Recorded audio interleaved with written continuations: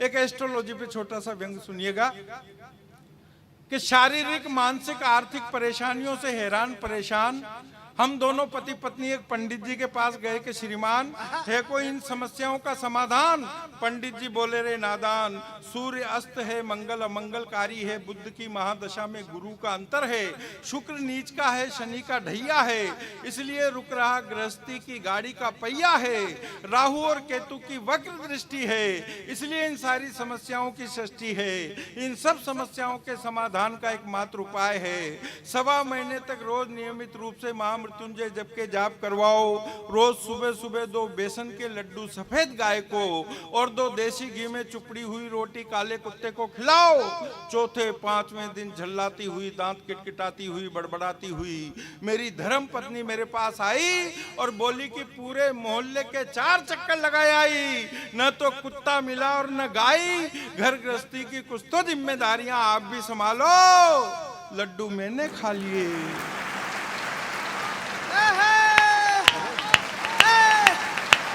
क्या बात है? वाह वाह वाह, मजा आ गया सर, मजा आ गया। क्या सुनते हैं आप, मैं सैल्यूट करता हूं आपको कि इतनी बारीक बात को आप आगे से आगे समझ गए कि घर गृहस्थी, बस ये, अरे मजा आ जाएगा ऐसे सुनोगे कि घर गृहस्थी की कुछ तो जिम्मेदारियां आप भी संभालो, लड्डू मैंने खा लिए, रोटियां आप खा लो, लड्डू मैंने खा लिए, रोटियां आप खा लो। पर अब मेरा विश्वास उठ गया था, क्योंकि आप थोड़ा सा 2 साल पीछे जाइए, उस समय पूरा विश्व, पूरा हिंदुस्तान कर्फ्यू लगा हुआ और केवल 2-3-4 काम जो नित्य दैनिक क्रम के होते हैं वो हम कर रहे थे, खाना पीना खा रहे थे और या तो टीवी देख रहे थे या नेट चला रहे थे, इसके अलावा कोई कुछ नहीं कर रहा था। मैं भी टीवी देख रहा पड़ा। सुबह 9:30 बजे वो एक पंडित जी, ज्योतिषी जी, वो टीवी पे आए। अब वो राशिफल बता रहे थे, मेरा ही राशिफल आ रहा मेरी राशि का, तो मैंने टीवी रोक लिया। अब वो कह रहे कि आज शाम को ठीक 5:30 बजे 5 शुभ ग्रह एक साथ आपके घर में प्रवेश करेंगे।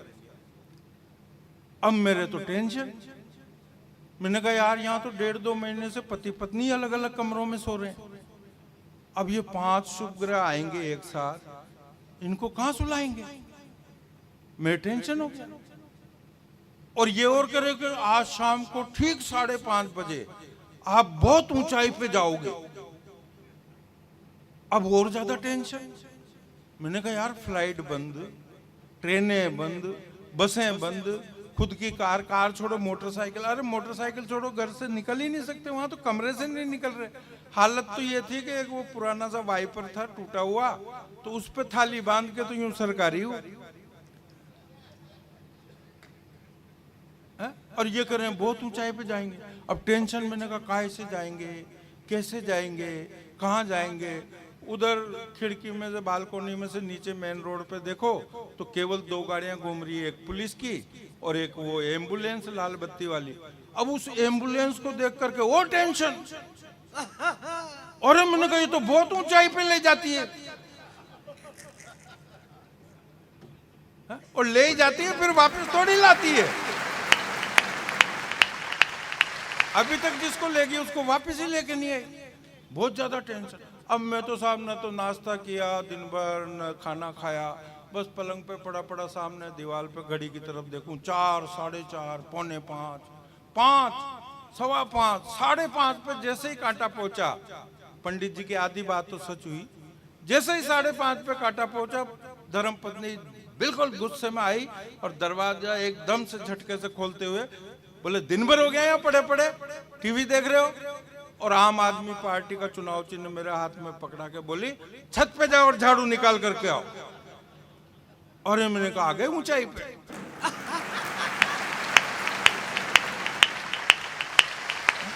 इतनी ऊंचाई पे तो जिंदगी में कभी भी नहीं आया। अच्छा एक और बात हुई साहब, मैंने 18-20 साल पहले कल्पना में एक 4 पंक्तियों का छोटा सा व्यंग लिखा था, वो इस कोरोना काल में सार्थक हो गया। आपने भी टीवी पे देखा होगा, बहुत वायरल हुई वो खबर, अखबारों में भी छपी, नेट पे भी आई कि उस लॉकडाउन में दुल्हन दिल्ली में, हाँ। दूल्हा मुंबई में, और पंडित जी बेंगलोर में बैठे बैठे नेट पे फेरे पड़वा रहे। ये हुआ है। अब मैंने 20 साल पहले लगभग कल्पना में लिख दिया था कि एक बंदे ने अकल के अंधे ने इंटरनेट पर लड़की पटाई, इंटरनेट पर ही कर ली सगाई, इंटरनेट पर ही शादी, और तो और इंटरनेट पर ही डिवोर्स हो गया। लड़का और लड़की दोनों खुश कि चलो इस बहाने कंप्यूटर का कोर्स ही हो। वाह